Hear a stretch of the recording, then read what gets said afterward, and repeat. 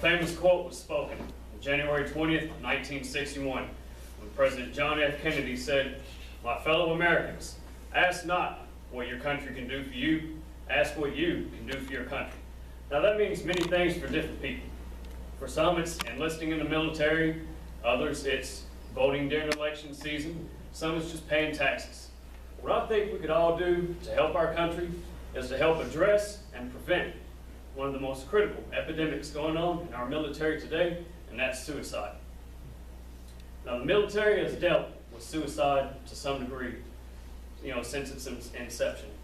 But over the course of the past decade, since wars in Iraq and Afghanistan started, we have been faced with a record-setting trend. So I will explain in detail the problem, which is suicides in the military, the many causes, as well as some solutions, what we could all do to help. Now, Bryan and Company, in the article of Archives of Suicide Research, stated that the suicide rate in the military has surpassed that of the general population since 2004. Also, Jennifer Svan in the Army Times stated that the Army, which is my branch, has the highest suicide rate amongst all branches at 23.8 suicides per 100,000 soldiers. Now, that may not stand out as a huge number, but when you compare it to 12.1 per 100,000 of the general population, that's double, and that's ridiculous. Now, results of suicide does not end at just the loss of a life. You also have the emotional and financial impacts to families, as well as soldier morale and unit readiness. And I can tell you firsthand, nothing puts you down in the dumps like losing one of your buddies to suicide. So I'm going to tell you a quick story about Sergeant Matthew Taylor, pictured here. Sergeant Taylor and I deployed to Iraq in 2011. We manned a gun tower that overlooked Route Michigan. And during times it was quiet, we'd sit and we'd talk. And at one point he said, "Beard, I don't really want to go back home. I have a lot of stuff going on and I don't want to deal with it." I said, "Why? We're in the middle of Iraq. It's 120 degrees. Why don't you want to go back home?" I said, I don't want to get into it." I said, "All right." It should have raised a red flag to me. Unfortunately, it didn't. So we got home a few days before Christmas. That following May, he took his own life. Now, had I known now, or known then what I know now, I would have stepped up and got him some help. Maybe we wouldn't have lost a terrific soldier. So now that we know the problem of suicides in the military, let's explore some of the causes. Combat stress and PTSD, or post-traumatic stress disorder, are the most prevalent. You see it all in the news. Combat stress is real, I can assure you.